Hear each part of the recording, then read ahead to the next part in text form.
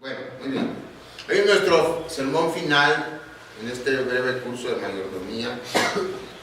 Y hoy vamos a hablar de diezmar y ofrendar para Dios. Es un tema incómodo, tanto para el que lo expone como para el que lo escucha. Alguna vez les dije, de los más de 300 sermones en la red que tenemos en YouTube, en este tiempo que Dios nos ha permitido servirle, cuando mucho habrá, no sé, 5 o 6 sermones sobre el diezmo, todos estos 7 años. Y en ninguno he visto, bueno, no sé, pero en los que he visto, que he entrado o que me han dicho, ninguno tiene comentarios, ni buenos ni malos, excepto uno nada más. Uno. Y ese uno es uno que prediqué sobre diezmos. Y me tunden ahí, me llaman desde mercenario hasta malvado, hasta todo. Y eso que nunca dije que tenían que diezmar. O sea, siempre dije, empecé diciendo que el castigo para el que no diezma es nada. No es nada, no hay castigo ni en la ley siquiera de Moisés, tan estricta como era, que hasta si le levantabas la mano o le hablabas fuerte a tu papá te apedreaban, así eran de extremos los judíos. Para el que no diezmaba no había castigo. Pues aún así me tundieron, ¿no? Entonces es incómodo hablar de eso y escuchar también. Y es que algunos hermanos están convencidos de que el diezmo es un asunto que pertenece al Antiguo Testamento exclusivamente y por ello es obsoleto y no se debería abordar. Otros piensan que si la Biblia enseña que cada uno debe dar como propuso en su corazón, entonces no se debería tratar de influir a nadie con este tema. Y hay otras varias razones y otros argumentos que de manera particular tienen cada uno del 88% de los miembros de iglesias cristianas que no diezman ni ofrendan sistemáticamente. De acuerdo a una encuesta que se hizo en 2013, el 88% de los miembros de las iglesias cristianas no diezman ni ofrendan sistemáticamente. Y cada uno tiene su razón particular. Entonces, todo eso hace que muchas veces se prefiera no tocar el tema. Es como cuando barres, ¿no? Y lo echas abajo de la alfombra para que no se vea, ¿no? Esa actitud luego tenemos.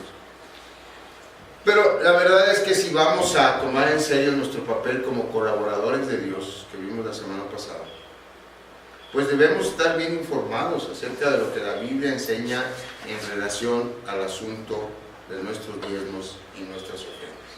Pues vamos a orar y después vamos a tratar este incómodo pero necesario tema de nuestras finanzas con Dios. Padre, en el nombre de Jesús te damos las gracias porque nos permites este día acercarnos a tu palabra para aprender de ella. Te pedimos tu dirección, tu guía para hablar lo que tú quieres que aprendamos. Permite que sea de bendición y que reconozcamos el amor grande que nos tienes, tu gracia que nos lleva a hacer todo lo que hacemos. Todo empieza, todo termina contigo. En Jesucristo, mediante el cual suceden todas las cosas, te damos las gracias desde ahora. Amén.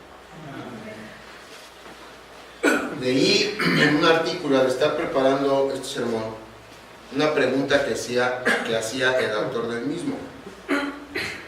¿Qué tienen en común un asesor financiero, un predicador del Evangelio de la Prosperidad y el Señor Jesús? ¿Qué tienen en común? Un asesor financiero, escribía, provee consejos a toda clase de personas para manejar bien su dinero. Un predicador del Evangelio de la Prosperidad habla del dinero como si el dinero fuera una semilla de inversión.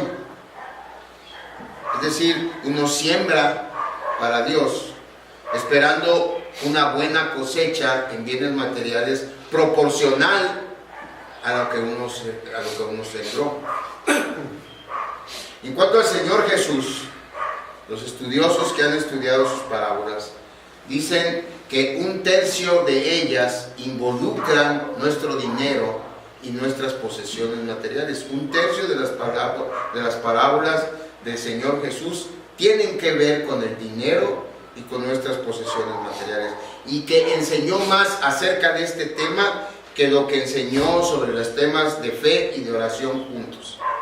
Es decir, que el Señor habló más del dinero que de lo que habló de la fe y de la oración juntos, esos dos temas. Lo que tienen en común entonces un asesor financiero, un predicador del Evangelio de la Prosperidad y el Señor Jesús, es que los tres consideran al dinero importante, significativo. Como cristianos, por supuesto que lo que nos interesa es la opinión del Señor Jesús. Una de esas enseñanzas acerca del dinero es especialmente significativa y se encuentra en Mateo 6. Vamos a Mateo 6, por favor, del 19 al 21.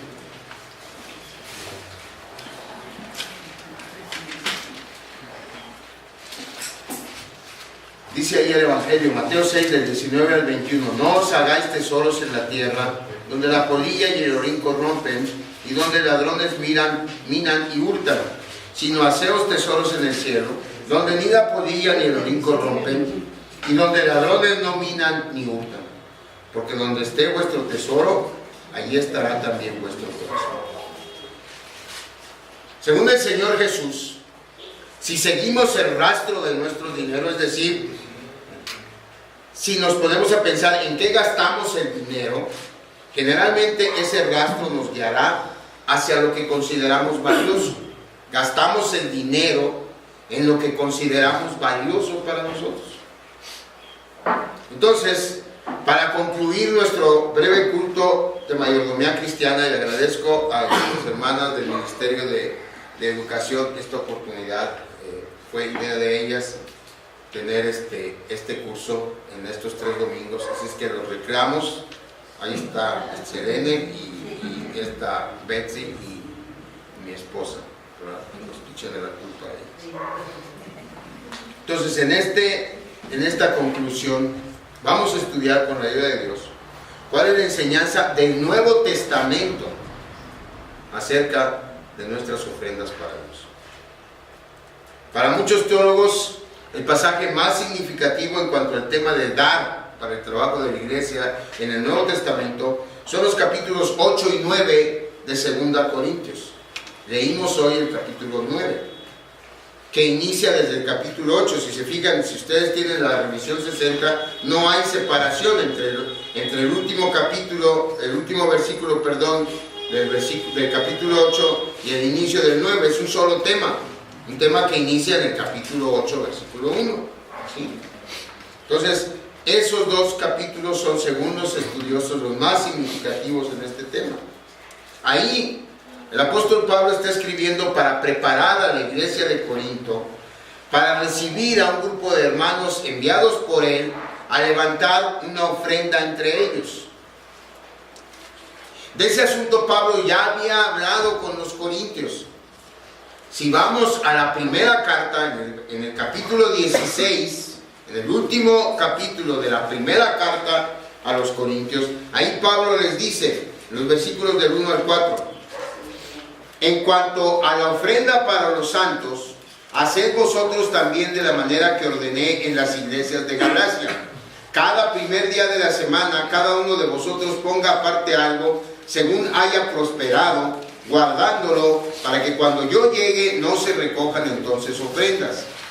Y cuando haya llegado, a quienes hubiereis designado por carta, a estos enviaré para que se lleven vuestro donativo a Jerusalén. Y si fuere propio que yo también vaya, irán conmigo. Esta ofrenda de la que habla Pablo en este capítulo 16 es una ofrenda que se iba a utilizar para apoyar a iglesias de la ciudad de Jerusalén que estaban en necesidad. Y en la segunda carta que les escribe, Pablo insiste sobre ese tema, diciéndoles primero cómo la gracia de Dios movió a los cristianos de otro lugar en Macedonia a ofrendar para esta misma causa. Así que el primer punto que veremos, de acuerdo a este pasaje, es que es la gracia lo que nos motiva a ofrendar. Fíjense cómo empieza el capítulo 8 de 2 Corintios. Asimismo, hermanos, os sabemos saber la gracia de Dios que se ha dado a las iglesias de Macedonia, que en grande prueba de tribulación, la abundancia de su gozo y su profunda pobreza abundaron en riquezas de su generosidad. Pues doy testimonio de que con agrado han dado conforme a sus fuerzas y aún más allá de sus fuerzas. Las humildes y afligidas iglesias de la región de Macedonia tenían tanto gozo en el Evangelio que habían dado más allá de sus fuerzas, dice Pablo, para contribuir para esta ofrenda que Pablo estaba recolectando entre todas las iglesias que él había fundado para llevar a las iglesias de Jerusalén. Fíjense cómo Pablo no menciona cifras, no menciona porcentajes aquí. De hecho, en ninguna de las cartas de Pablo se menciona ni una sola vez ningún porcentaje cuando se habla de contribuir para la iglesia.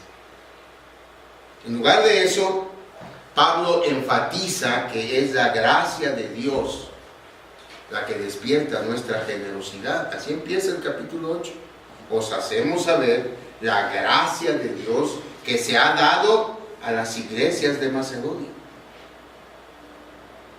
Entonces, hermanos, es correcto decir que en el Nuevo Testamento el estándar para ofrendar dejó de ser el diezmo. En el Nuevo Testamento el estándar ya no es el diezmo. En lugar de eso, el estándar es ahora el ejemplo que nuestro Señor Jesucristo nos da y que está manifestado en este mismo capítulo 8, en los versículos 7 y 9. ¿Cuál es ese estándar? Dice, fíjese lo que le dice Pablo a la iglesia de Corinto. Por tanto, como en todo abundáis, en fe, en palabra, en ciencia, en toda solicitud y en vuestro amor para con nosotros, abundad también en esta gracia. No hablo como quien manda, sino para poner a prueba por medio de la diligencia de otros, también la sinceridad del amor vuestro. Porque ya conocéis la gracia de nuestro Señor Jesucristo, que por amor a vosotros se hizo pobre, se hizo rico, para que vosotros con su pobreza fueseis enriquecidos. Pablo les dice, así como son tan devotos, así como son tan amorosos, así como son tan entregados a la obra, así sean generosos. Porque su devoción, su amor, su trabajo para Cristo, lo mueve el amor de Cristo por ustedes y el ejemplo que Cristo les puso, que se dio a sí mismo, que se hizo pobre por ustedes para que ustedes fueran ricos. Bueno, así, de esa misma manera en que oran gozosamente, en que asisten gozosamente, en que se nutren gozosamente, así también con ese gozo den para colaborar con la gracia de Cristo. Porque Cristo Jesús se hizo pobre siendo rico para que ustedes fueran enriquecidos. Es decir, somos llamados a contribuir de acuerdo a la capacidad de cada quien, siguiendo el ejemplo de nuestro Salvador, quien se hizo pobre siendo rico para que nosotros con su pobreza fuésemos enriquecidos. Ese es el estándar. Cristo dio el 100% de Él para nosotros. Cristo no nos dio el diezmo. Cristo se dio todo por nosotros. Y Pablo les dice, vean ese ejemplo. Y que ese ejemplo despierte su generosidad. Por supuesto que esto no quiere decir, hermanos, que nos quedemos sin nada por ofrendar. Necesitamos comprender que la Biblia habla aquí de nuestra actitud al ofrendar, más que de un porcentaje específico. Los macedonios, que son los que usa Pablo para ponerles el ejemplo a los corintios, dieron con todas sus fuerzas, y dice Pablo, más allá de ellas, no obligados, no coaccionados emocionalmente, lo hicieron por amor a su Señor, que fue tan generoso para darse por completo a sí mismo y lograr así su salvación. Ese es el estándar del Nuevo Testamento. No es el 10% en monto, sino el 100% en amor y compromiso con Cristo, que despierta la generosidad en nosotros al ofrendar. El amor por nuestro Señor nos hace generosos y nos alegra colaborar con el reino. No improvisadamente, sino sistemáticamente. Fíjense la instrucción que les da Pablo cuando les dice la primera vez de esta ofrenda. Vamos otra vez a 1 Corintios 16, 2, por favor. Fíjense la instrucción que les da Pablo. 1 Corintios 16, 2. Cada primer día de la semana, cada uno de vosotros ponga aparte algo, según haya prosperado, guardándolo, para que cuando yo llegue, no se recojan entonces ofrendas. Ponga aparte algo, de acuerdo a como Dios lo haya bendecido. Ponga aparte algo, de acuerdo a como Dios lo haya bendecido. Esa es la instrucción de Pablo. Quiere decir que ofrendar no es algo en lo que pensamos al momento que se anuncia en el culto. Y en ese momento pensamos, la ofrenda, al contrario. No es así, sino es algo intencional, premeditado, presupuestado, decidido con antelación. En base primero a nuestro amor por Cristo y luego, por supuesto, en base a nuestra capacidad. Por eso dice Pablo, aparten algo, de acuerdo a como Dios los haya bendecido. Aparten algo. Entonces el procedimiento es ese. Si hiciéramos un flujo, es ese: sentir el amor de Cristo, acordarnos de su ejemplo, separar algo y ofrendar. Eso es. En el pasaje que leímos hoy, Pablo quiere darles a sus hermanos la mayor confianza posible en cuanto a que si ellos siembran generosamente, motivados primero por su amor a Dios y luego por la reacción que Dios tiene ante esa generosidad suya, entonces Dios, quien dice Pablo en el versículo 7, ama al dador alegre, les dará todo abundantemente, para que su generosidad no se vea impedida por su necesidad. Vean por favor otra vez los versículos 6 al 8 de 2 Corintios 9. Pero esto digo, el que siembra escasamente también segará escasamente, y el que siembra generosamente, generosamente también segará. Cada uno dé como propuso en su corazón, no con tristeza ni por necesidad, porque Dios ama al dador alegre. El versículo 8, y poderoso es Dios para hacer que abunde en vosotros toda gracia, a fin de que teniendo siempre en todas las cosas todo lo suficiente, abundéis para toda buena obra. Muchas veces pensamos en este pasaje como una amenaza. Si no damos, Dios no nos va a bendecir. Si damos, entonces Dios nos va a bendecir abundantemente, y no es así.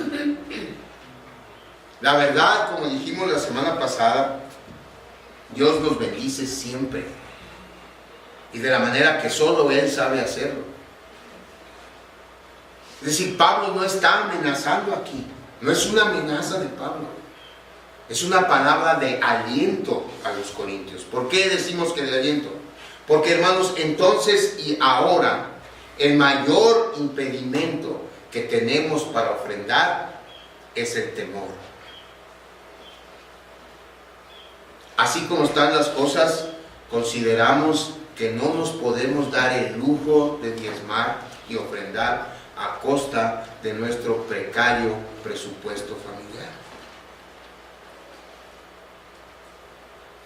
Y entonces por eso Pablo alienta la generosidad en los corintios con la verdad acerca de Dios. Esa verdad está expresada en el versículo 8.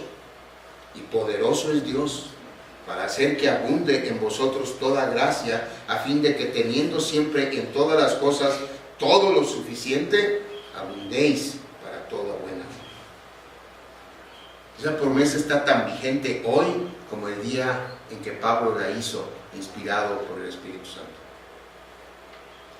Toda la gracia de Dios nos dará todo lo suficiente en todas las cosas, todo el tiempo, para que nuestra generosidad abunde para toda buena obra. ¿Se fijan cómo todo se origina en la gracia de Dios? Todo se origina en la gracia de Dios. Y volvemos aquí a los dos factores básicos de la mayordomía que veíamos en el primer sermón: el dueño y el mayordomo, el dueño y el administrador. Dios es al final el que da. Primero su gracia para hacernos generosos, y luego su gracia para proveernos suficientemente, abundantemente, todas las cosas que necesitemos para que no tengamos miedo de ser generosos al dar para la causa de Cristo. Es decir, que sin Dios ninguna de las dos cosas es posible. Sin Dios ni podemos ser generosos, ni podemos tener nada de lo que tenemos, porque Él es el que nos da las dos cosas. Al final de cuentas, entonces, Dios sigue siendo el dueño de todo y nosotros los administradores de lo que nos da. Somos buenos mayordomos cuando confiamos en su promesa y no dejamos que el temor impida nuestra generosidad al colaborar para el trabajo del reino de Cristo. En segundo lugar, ¿por qué? ¿Para qué lo hace Dios? ¿Para qué nos da su gracia haciéndonos generosos y proveyendo para esa generosidad? Para su gloria, hermanos. Para su gloria. Recuerden que desde un principio mencionamos en estos sermones que el objetivo principal de Dios es salvar almas, rescatar a quienes están sin Cristo cuando aún es tiempo. Nada es más importante para Dios. Nada le produce más felicidad que rescatar a almas esclavizadas al pecado y por ende condenadas a una eternidad terrible, a una eternidad inimaginable. Almas que al venir a Cristo cambian ese horrible destino por un destino de felicidad indescriptible también. Esa es la diferencia. Con Cristo estamos perdidos por la eternidad, condenados a un sufrimiento indecible. Con Cristo tenemos la mayor felicidad, una felicidad que ni en nuestros mejores sueños no lo podemos imaginar. La gente necesita conocer a Cristo. Y para eso quiere Dios que colaboremos. Para ese propósito administramos lo que Dios nos da. Su gracia salvadora, primero, recuerden que el primer mensaje fue de eso. Lo primero que tenemos que administrar es la gracia salvadora de Dios que nos trajo a Cristo. Debemos compartir esa gracia con quienes no la conocen y está cerca de nosotros. Y luego nuestras personas, nuestro tiempo, nuestros talentos, nuestros recursos. Para eso es que ofrendamos.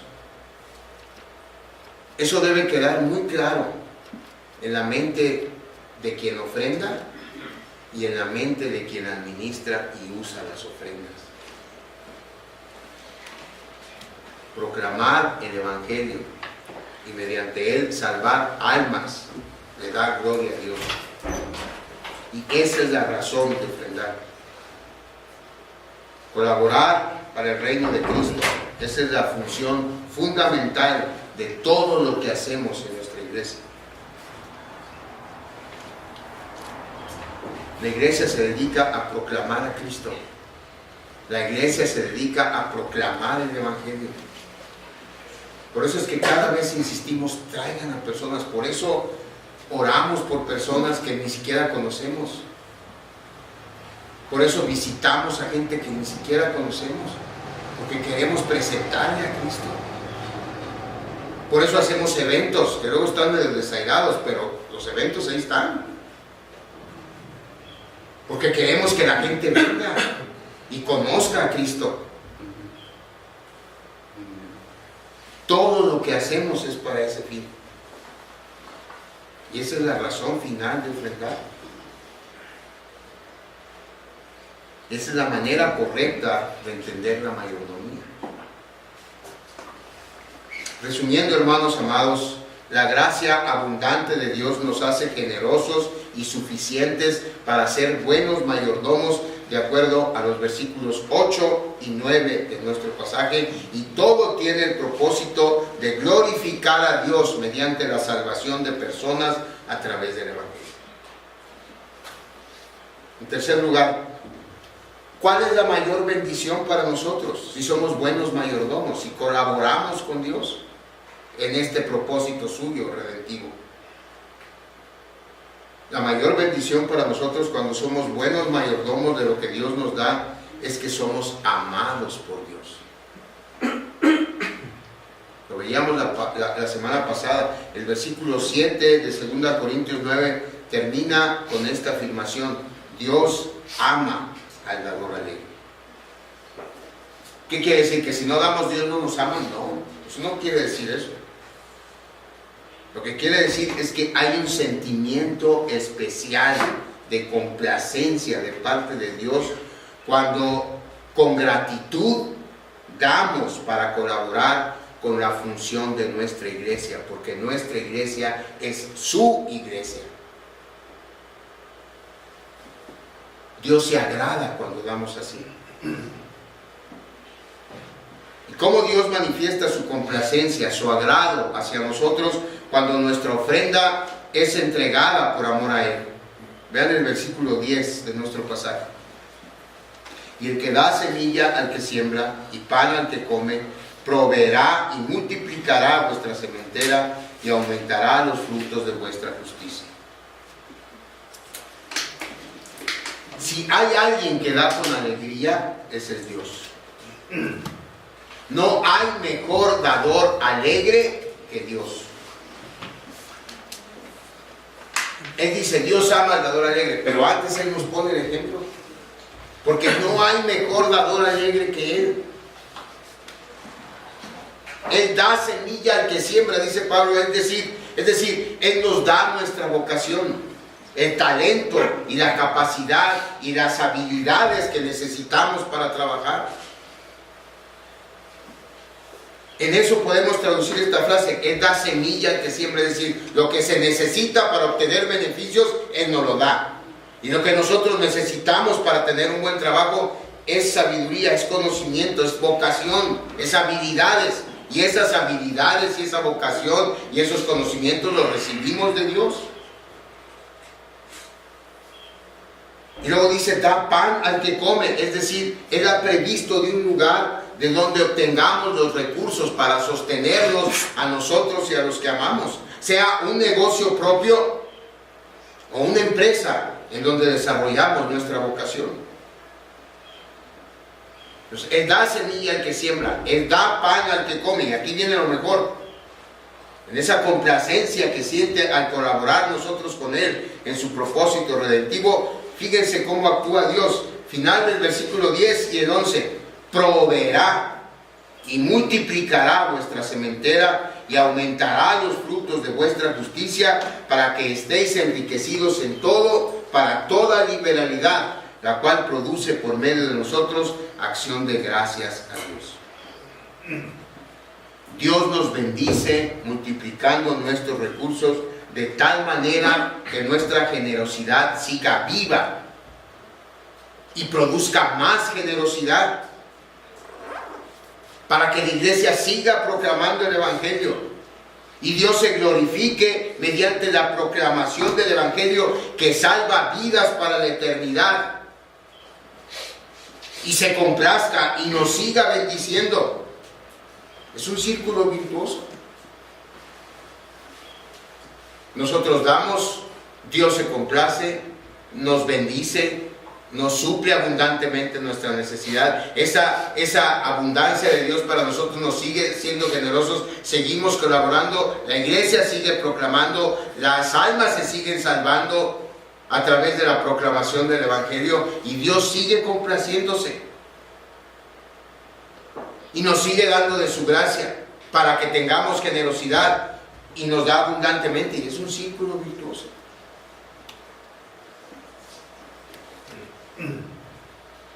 La realidad práctica al planificar los recursos que vamos a apoyar o con los que vamos a apoyar la obra de Dios en nuestra iglesia es: no debemos preguntarnos cuánto le vamos a restar a nuestro presupuesto para apoyar a la iglesia, sino cuánto de nuestro presupuesto queremos que Dios multiplique si lo entregamos para apoyar al trabajo de la iglesia de Cristo.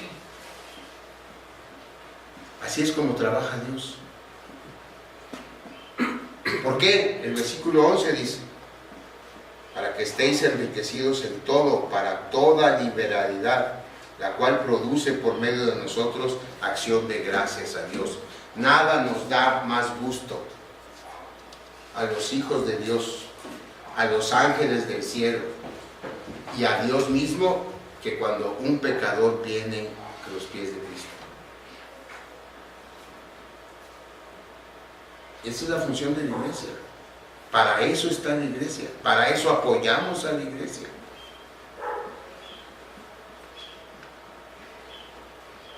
Dios ama al dador alegre y nos dará siempre en abundancia para que sigamos siendo dadores alegres. Y conste, este no es el evangelio de la prosperidad, hermanos. Creo que ya tenemos claro que Dios nos bendice desde el momento en que fuimos rescatados por Cristo y suple cada necesidad nuestra en abundancia, independientemente de que ofrendemos o no, independientemente de que diezmemos o no. O piense, reflexión de cada uno de ustedes, de acuerdo a su condición. No quiero saber, pero piense, si no ha ofrendado y cuando ha ofrendado Dios, o cuando no ha ofrendado Dios lo ha dejado de bendecir. No, porque Dios es fiel y nos ama, y es un dador alegre, y es un Dios generoso. La buena mayordomía se produce cuando sentimos primero que Dios realmente nos ama y nos ha dado todo lo que tenemos, empezando con nuestra salvación. Y ese sentirnos amados por Dios provoca nuestro amor a Él y despierta nuestra generosidad cuando nos llama a ser colaboradores suyos con nuestros recursos. Nuestra generosidad complace a Dios, y entonces Él, quien es el mejor dador alegre, nos bendice, no solo materialmente, sino en cada aspecto de nuestra vida, en la manera que señala el Antiguo y el Nuevo Testamento. En el Antiguo Testamento hay bendición para el dador alegre, en el Nuevo Testamento hay bendición para el dador alegre. En el Antiguo Testamento está en Malaquías 3:10, un texto muy conocido por todos nosotros: trae todos los diezmos al alfolí y haya alimento en mi casa, y probadme ahora en esto, dice Jehová de los ejércitos, si no os abriré las ventanas de los cielos y derramaré sobre vosotros bendición hasta que sobreabunde. Hay una promesa en el Antiguo Testamento de que Dios nos va a dar bendición hasta que sobreabunde, si nosotros reconocemos el amor de Dios y entregamos con amor nuestras ofrendas para colaborar en la función de la iglesia de Cristo. Hay una promesa en el Nuevo Testamento, está en el pasaje que leímos en los versículos 10 y 11. Y el que da semilla al que siembra y pan al que come, proveerá y multiplicará vuestra sementera y aumentará los frutos de vuestra justicia, para que estéis enriquecidos en todo, para toda liberalidad, la cual produce por medio de nosotros acción de gracias a Dios. Dios nos da abundantemente, no solo para nuestra subsistencia, sino para seguir colaborando generosamente con Él. Y así la iglesia cumple su propósito de proclamar el Evangelio. Y Dios se glorifica cuando un pecador recibe la gracia salvadora de Cristo Jesús al escuchar el Evangelio. En conclusión, en la mayordomía, como en cualquier otro aspecto de nuestra vida, todo inicia y termina con Dios. Recibimos su gracia que nos salvó. Administramos esa gracia compartiendo el Evangelio con quien no lo conoce. Colaboramos con Dios en su propósito de salvar a pecadores con nuestras vidas, con nuestros talentos, con nuestras posesiones, con nuestro dinero. Lo hacemos generosamente porque nos sabemos y nos sentimos amados por Dios. Dios se complace y multiplica su bendición en cada área de nuestra vida para reavivar nuestra generosidad. Y el Evangelio se sigue proclamando por medio de su iglesia para su gloria. Eso es otra manera. Si lo vemos así, la mayordomía es otra manera de entender 1 de Juan 4:19, que dice: nosotros le amamos a Él porque Él nos amó primero. Es decir, que todo lo que hacemos por Dios es solo una respuesta a lo que Dios hizo primero por nosotros. Es decir, no le damos a Dios para que nos bendiga. Le damos porque nos bendice. Y nos bendice abundantemente.